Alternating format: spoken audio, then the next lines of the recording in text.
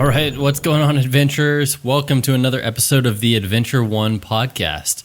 And it's been a while since I've done the last one, and deer season has been going strong, and a lot has happened since the last podcast. I think the last one was the series where Daniel and I were in Teniente, and before that, I think it was a reflection on my backcountry elk hunt. So this season has been a tough one for me, admittedly. All of archery season, this is the first year in quite a while where I didn't kill anything with my bow. I stuck a hog. I followed that blood trail for 500 yards, finding drop. And then when he went up a hill 500 yards away, Daniel and I gave up the trail and decided, you know what, he's probably going to be fine. I also put an arrow through a deer way farther forward than I intended. And that's when I revealed that, there was an issue with my arrow rest or my bow tuning. I fixed it by moving the arrow rest. I'm not sure that's what caused the issue. And my broadheads weren't flying with my field points, which they had been previously. So the arrow went in the wrong place. And I was about to write off that deer, go ahead and pull a tag from my license. I felt pretty bad about it. And then sure enough, about 2 weeks later, 10 days later, something like that, I saw that deer with a wound on its side on my trail camera. And I was shocked that deer survived. The arrow went in front of the shoulder, kind of at the base of the neck. And I guess it just didn't hit nerves, didn't hit the jugular, didn't hit anything too critical. And I found a decent amount of blood, and I tracked that deer for about 300 yards before the blood dried up. And so I think it bled a little bit, but it just ultimately didn't kill the deer. So it was a tough archery season. Then when rifle season turned around, I went out and didn't see anything the first time I went out, and I was really looking for a nice buck. Did not see a shooter buck, just saw a couple dinks. Ended up having another hunt where I took a doe at my feeder, then went out, and there's an open pipeline stretch on my hunting lease where I actually took my longest shot to date on a whitetail doe. It was about 310 yards, and I know with my rifle that's exactly, right at 300 is exactly 1 mil of drop. And this is why I believe in having an adjustable turret, why I like shooting a first focal plane with a nice calibrated reticle. So it was hold 1 mil. I gave it about 0.2 for wind because it was pretty windy, and sure enough, perfect long shot. Deer ran 30 yards and fell right there. So got those two deer, and then this last weekend I went down and I shot another deer at my lease. Again, this was an opportunity where I was buck hunting primarily. It's getting late in the season. I think I have only one more hunt left, actually, as I'm saying this. So I'm starting to get that nervous feeling that I'm probably not going to get a buck this year. There's still a chance. I could still make it happen, but there's a good chance that it's not going to happen. And I've passed several dinks, just little 8 points, little 6 points, deer that were young deer that in a lot of places people would shoot them. And you'll always run into those people who will say, well, if I don't shoot them, then the neighbors will. Somebody's going to kill them. Well, yeah, you're just that neighbor. If you're doing that, ultimately, you're just being that neighbor.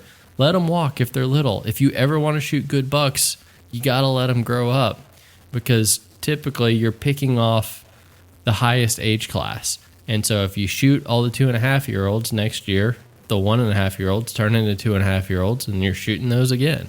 And so you're not ever going to get any better until you can pass on some deer. Now, there's always the random variable of the rut where some deer that lives 1.5 miles, 2 miles away may come running through that you've never seen before. Sure, that could always happen. But that's probably not going to happen to me in late December. Probably not going to happen. So I went down, I was buck hunting. No bucks came out. Had a bunch of does in front of me. So I went ahead and took one. And I took a shot on this doe that is a shot I've done many times and I like doing. But apparently it is a bit controversial in the hunting world. And that is the neck shot, and headshots are also very controversial in the hunting world. So why? I mean, we see all these kind of tough guy sniper movies where it seems like the most epic thing is the headshot. And even the military does not instruct snipers to do that. That is total Hollywood myth. Yeah, I think snipers have done it when somebody's peeking their head out and that's the only shot they have. Absolutely, they're going to do it. But the reason they don't is they don't want people necessarily staring their enemy in the eyes. The humanizing element distracts a soldier from what he's there to do. It makes you take into account the severity of the life you're about to take, which I think you should consider that, right? But the military doesn't train for that. They want people to have a job and get it done. And it's a much smaller target. So if you misread the wind, if you don't get a good range on it, just the likelihood for error is so much higher on a smaller target. When if you go for a bigger target, it's going to be a lot better. And even if in the military, if a sniper's shooting at a soldier wearing armor, you're using a rifle bullet that's probably going to defeat that armor anyway. That's a little bit of a rabbit trail. We're talking about hunting, not military snipers. So it's kind of taboo in the hunting world to take the headshot or the neck shot. And there are some instances, like turkey hunting, where it's totally opposite, where the preferred shot, the shot that everybody goes to, is the headshot. And that's because you're shooting a shotgun with a fairly dense pattern, and shotgun pellets aren't going to go through those feathers really well. And if they can get through the feathers, they're going to tear up the meat. So where can you shoot the animal that's going to be a kill that has no feathers and has no meat? Well, right in the noggin, of course. So that's why turkey hunters pretty much always go for the headshot. Occasionally, somebody will kill a turkey by doing something else. Often it's accident or it's a bad pattern on the shotgun, but the head is usually the intended target. So you take a crowd that generally accepts that the headshot is a good way to go on a turkey, and then you go out hunting for mammals, and all of a sudden it's taboo. Why is that? Well, one, I think just like the military sniper discussion, it's a much smaller target. So if you're aiming for the lungs, heart, kind of forward chest area, you're much more likely to hit it versus hitting a small target and the part of the animal that moves the most and moves the fastest. So it's one is just going for the target. But then second to that, you can shoot an animal in the head and it not be fatal. You can aim for the cranium and hit the jaw. And if you do that, that is brutal for that animal. Basically, the jaw, the mandible is going to be blown completely off. That deer is probably going to bleed profusely, have a bad day, but eventually starve to death because it can't eat, or gradually, slowly suffocate because it can't breathe properly. Not a good strategy for meat acquisition or for ethical hunting in general. But there is a place for the headshot, I believe. And for me, that's not on deer. I have killed one deer with a headshot, and it was a deer that I had to finish off. So in that instance, it was a deer that was wounded. It had kind of hobbled, laid down. I had seen it hobble again, laid down, and I didn't want to push it anymore. It was sitting in some grass. Its head was sticking up. All I had was the headshot. I shot the doe in the head. It was a mess, but it was very effective. But it's the chance of the error that you hit the deer in the nose and the jaw, blow the nose clean off, and the deer has to live with that. I wouldn't want a deer to live with that, and I wouldn't want to live with that, meaning I wouldn't want to live with doing that to a deer. So I think that's why generally hunters say, nope, it's not an ethical shot. You shouldn't do it. But I think one case where it makes a lot of sense is on wild hogs. So one, hogs have a big head. If you compare the skull of a wild boar to the skull of a deer, it's probably 3 times the size. It's much bigger. It's at least twice the size. And with hogs, they can have such a thick hide, and a boar especially can have that big gristly bit on the shoulder. A lot of people refer to it as the shield, that you're not always going to get the best penetration and best effectiveness from that traditional broadside lung shot. Sometimes the headshot can be the best way to go. I've shot many hogs in the head, and I found it to be very effective. I've used a 223. I've used a 300 blackout. I even used a 9mm.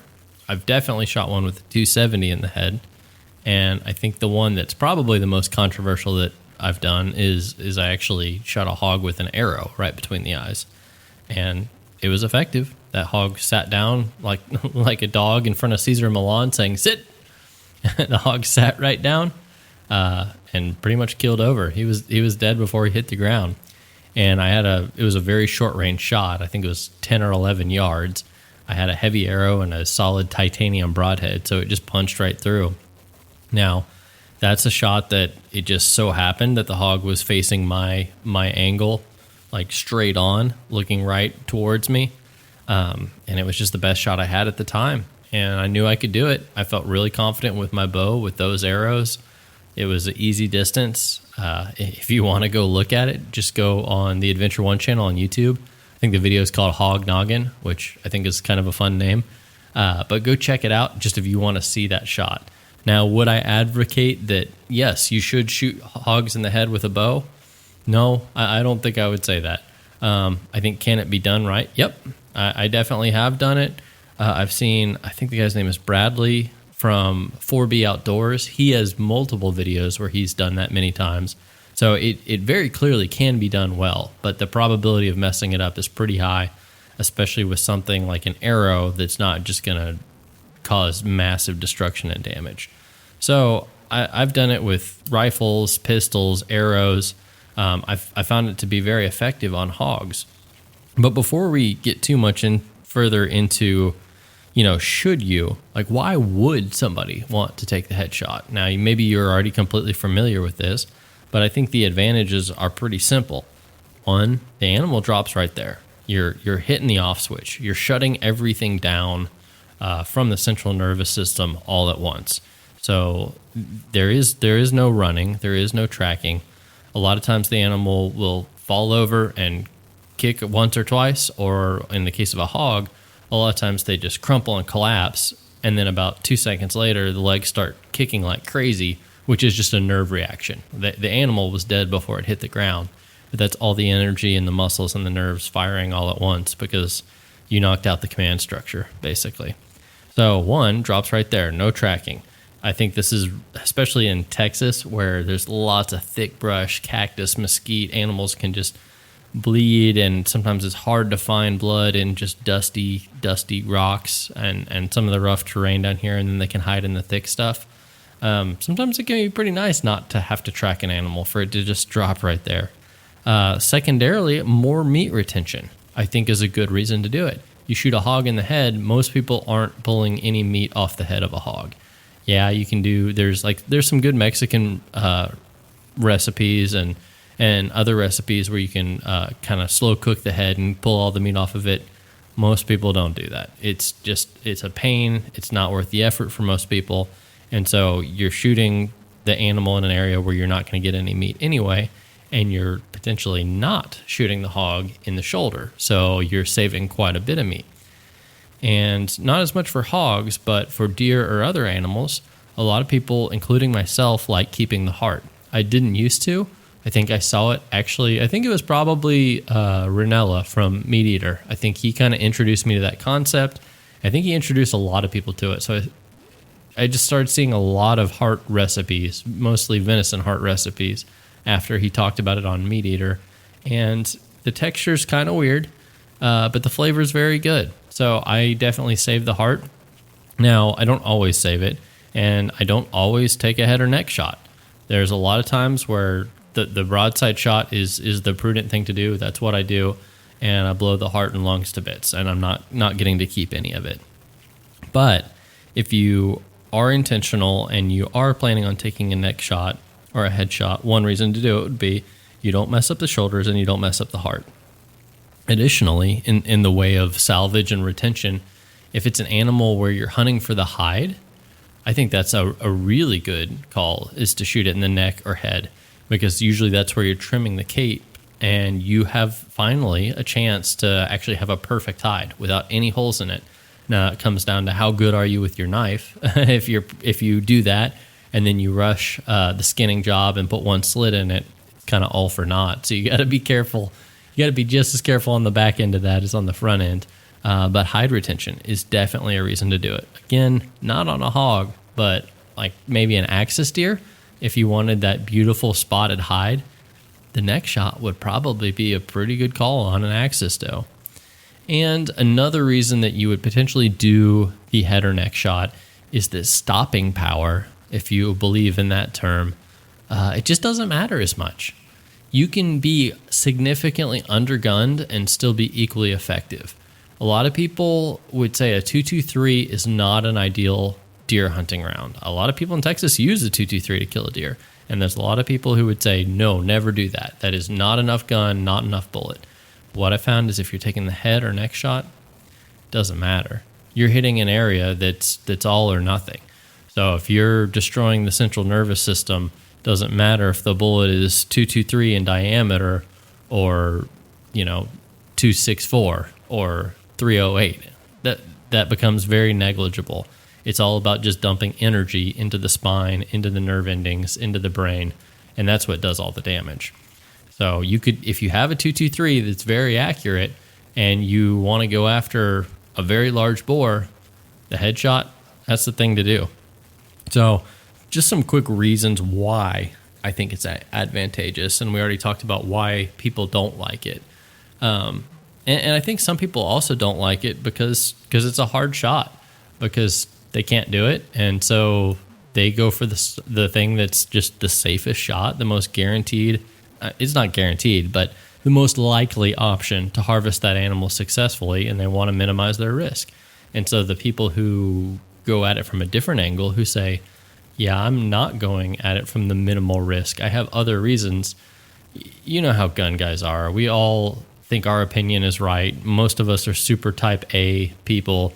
And if we do it one way and we believe that's the way to do it, then the other guy is clearly wrong. And I think we get some of that from the gun crowd.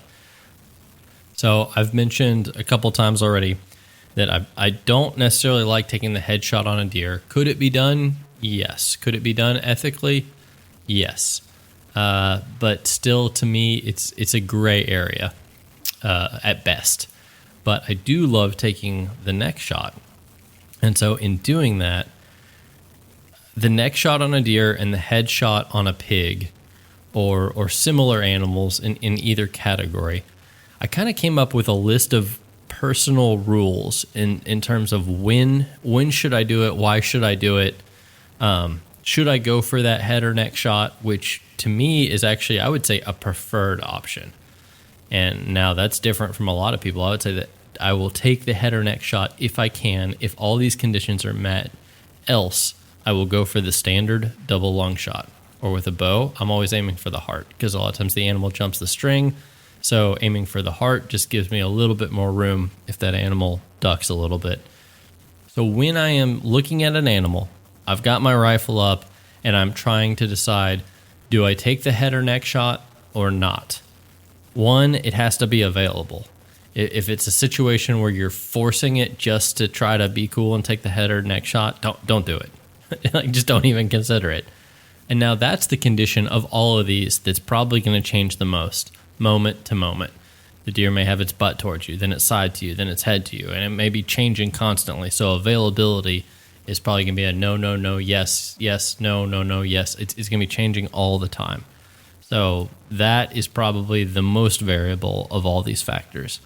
But for me, looking at some of the other considerations, I don't take a headshot at long distances. Like I said earlier, the last deer I killed, not the last deer, but the second to last deer I killed was at 310 yards, which is my longest whitetail kill. And yeah, in a way, I like shooting long range, so that's kind of cool to kill one at a further distance. But just like head and neck shots, if there are issues with it, if you don't feel totally confident in it, don't do it. If you have doubts, it's probably not an ethical shot. But if you know you can do it, if you've done it on a target before very consistently, then I'd say go for it. But for me, long distances on a game animal, I may take a long shot on a game animal, but it's definitely not going to be a head or a neck shot. And for me, the typical distance is, one time I was hog hunting and I was walking through a creek and I came up out of the creek and there was a little pig right there staring right at me. and I pretty much had one chance to just pull up my rifle quickly and pop it right in the skull. It was kind of the only shot opportunity I had, and that was probably a 20-yard shot. So that's probably the closest shot I've done, headshot or otherwise, on any animal. And I think my typical one, there have been many opportunities where it's a deer walking down the trail, stops to look up, 50 yards, 70 yards. I think that 70, 80-yard range is actually very common because that's kind of the bubble for whitetail deer. There's a lot of times where you can be 70 yards away and they don't know you're there. You get any closer and it starts messing things up. They start just getting that feeling that something is watching them. So I've taken the neck shot multiple times at 70 yards. I think the longest neck shot I've taken was like 109, 110, something like that. But I won't take a neck shot beyond, if it's significantly beyond 100 yards, I'm not going to do it. Even if it's 150, even if I feel super steady, confident, everything else is right. Just when you start getting longer distances, you start playing with wind. The tiniest jerk of the trigger could now make a much bigger difference. Every variable is magnified as you stretch it out to larger distances. Even if you feel comfortable, the little bit that you're not comfortable is going to show up when you stretch it out further. So don't take headshots at long distances. That's a rule for me. The next is be extremely confident in your rifle zero. So I have a 270 that I hunt with a lot. I know that rifle up and down. I have never missed a whitetail deer with that thing. I've never missed a hog with that thing. It is just, I feel so confident with that rifle. I feel like a killer when that thing's in my hand. And that's the rifle itself. But I've had multiple scopes on that rifle. I've had multiple setups. You have to feel very confident in that rifle zero.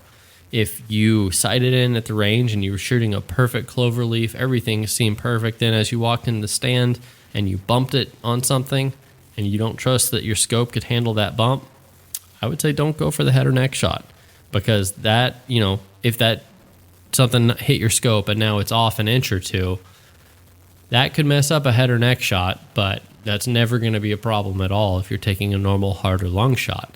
So be extremely confident in your scope and your rifle zero.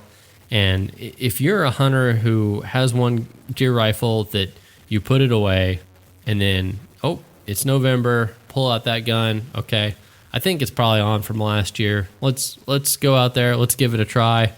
Yeah, don't take the headshot if you haven't shot it since last year's hunting season. I like reloading ammo, and so it means I'm testing all these loads, which is very equivalent to dot torture drills, where you're trying to be as precise as possible to measure all these groups. And so a lot of times when I'm looking at these groups, I'm making sure that there's no variance in my shot, in my aim, because I'm trying to measure the group. And so usually when I'm working up one of these loads, I'm very, very confident in where my rifle is zeroed. Now, you don't have to reload to do this. You could just have a good zero. If you can shoot a 1-inch group or slightly over a 1-inch group very consistently, I'd say go for it. Just be confident in your rifle zero. The next is very important, and I don't think people talk about this enough. People talk about scopes, people talk about stocks, bullets, all kinds of stuff, but just being steady is probably one of the most things. It seems really obvious, right? Every one of us who shot, we've been in a situation where we didn't feel steady and we made a bad shot. And I think that very much applies here. If you're not steady, if you're hand holding your rifle, standing up, don't you dare take a neck shot. If you're taking a knee, don't take a neck shot. If you can lie prone with a bipod and be really steady, if you can use shooting sticks and be really, really steady, if you can frame up against the rail, the edge of your wooden box blind and feel so steady that you feel like you're at the bench at the range, then yeah, you can go for it. But if you're feeling yourself wavering around, moving around, don't do it. Take the option that's most likely, that's the biggest target, that gives you the best outcome. And then I would say the side of the neck is much better. So if you take a moment, this is a little bit difficult on a podcast, but if you think of your own neck, yeah, it's round, right? But if you think of where everything lines up, from your nose to your chin, that line, if you were to continue that through, your throat, your jugular, your spine, everything is kind of actually lined up in that direction. And so if there was to be a shot from the front or back, you're trying to hit somewhere in that line of vitals. The spine, the vertebrae, the throat, the trachea, the jugular, they're kind of lined up. But from the side, you're shooting at that entire width of that line. And really, you can hit anything in there and it will kill the deer. Even if you hit the trachea, it will kill the deer. It won't be the off button effect. And most likely, you're going to hit the vertebra itself. That's the biggest thing in there. And if you hit solid bone, your bullet's basically just going to explode. Even a really good bullet is probably going to blow up if you hit a really dense hard bone like a vertebra. And that's actually what I'm going for when I'm taking the neck shot from the side angle. I hit the vertebra, the bullet just fractures and blows up. I get a massive exit wound out the other side of the neck. So one, you have the rifle dumping all its energy into the most critical structure on the animal. That's going to kill pretty much anything. And if for some reason it didn't, you have a huge exit wound on the biggest blood vessel in the body. So I think the side of the neck is much better. And I would also say aim for the upper portion of the neck. The only time I've ever done the neck shot, and it did not work out for me, was a small whitetail doe where I shot at the base of the neck. And it was at close distance. So all my other rules I felt good about. It wasn't a long distance. I was confident my rifle's zero. I felt steady. And so I put it on basically the base of the neck, and the bullet went right in, right out.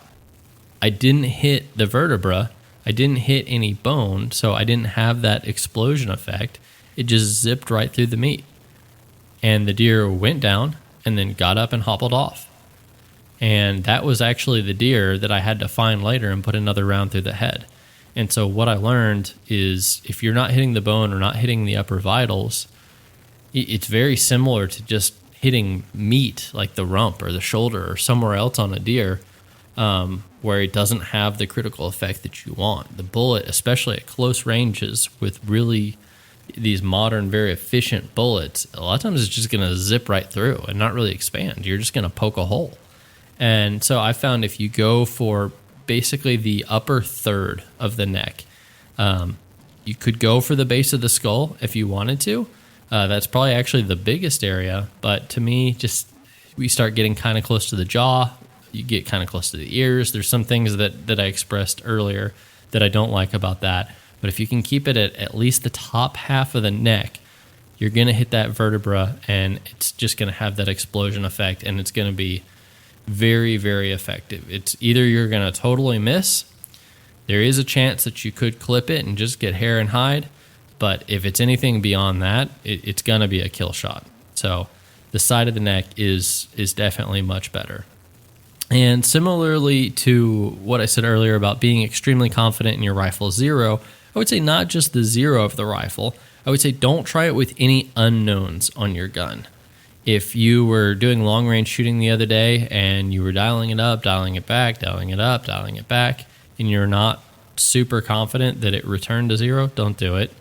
If you're shooting ammo that isn't your go-to hunting load, that maybe you left your ammo at home and you bought some in a store on the way down there, or your buddy loaned you some ammo. If it's not what you're used to shooting, don't try a critical shot like the neck or headshot. Just any unknowns like that. If you dropped your gun in the mud, if you have a barrel instruction, you shouldn't be shooting that gun. But if there's anything that could mess up the accuracy of your gun or your system in general, do not try that critical shot. So those are just my general guidelines, the things I like to think about when I'm considering the head or neck shot. And when I'm sitting in a box blind watching deer just kind of grazing out in a field 100 yards from me, I'm pulling up my rifle, and the first thing I'm thinking of when I decide that I'm going to take that deer, I then decide, okay, can I do the head or neck shot so that I can, find the deer right there without any tracking so that I can keep the hide if I want to, so that I can keep a little bit more meat. I'm looking at that first. And then if I can't, I go to the old fail-safe. That's always going to work. Double lung the thing.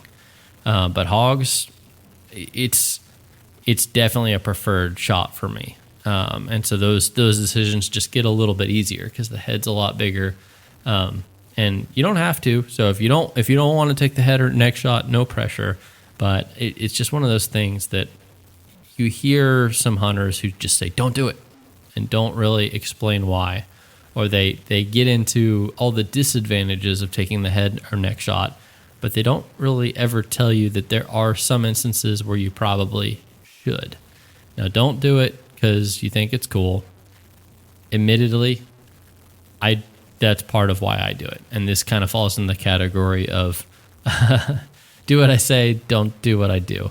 But I think that's a driving factor for me, like partially, but it's because I know I can do it. If you are going out and you're lining up and you're like, I think I can hit the neck, you shouldn't be doing it. But if you regularly go to the range and say, I can hit a 1-inch group consistently, that neck is definitely bigger than 1 inch, no problem. We're going to do it. If you go in with that kind of accuracy and that kind of confidence, it's not going to be a problem for you. So I hope this was helpful. I hope you enjoyed it. I hope it helped you to think about that neck shot. Maybe you're going on a hog hunt. Maybe you can shoot one of those big old boars right in the noggin like I did with my bow or I've done with my rifle. I highly recommend it. Even if you have a 223, even if you're shooting something that's not a great hunting load, you put it in the skull and it doesn't really matter.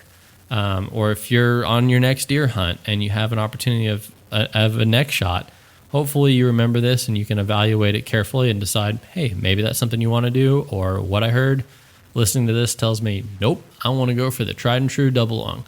You, do what works best, but I hope this was a good conversation just to talk about that, to think about that a little bit. Until next time, stay safe, be free, and never stop seeking adventure.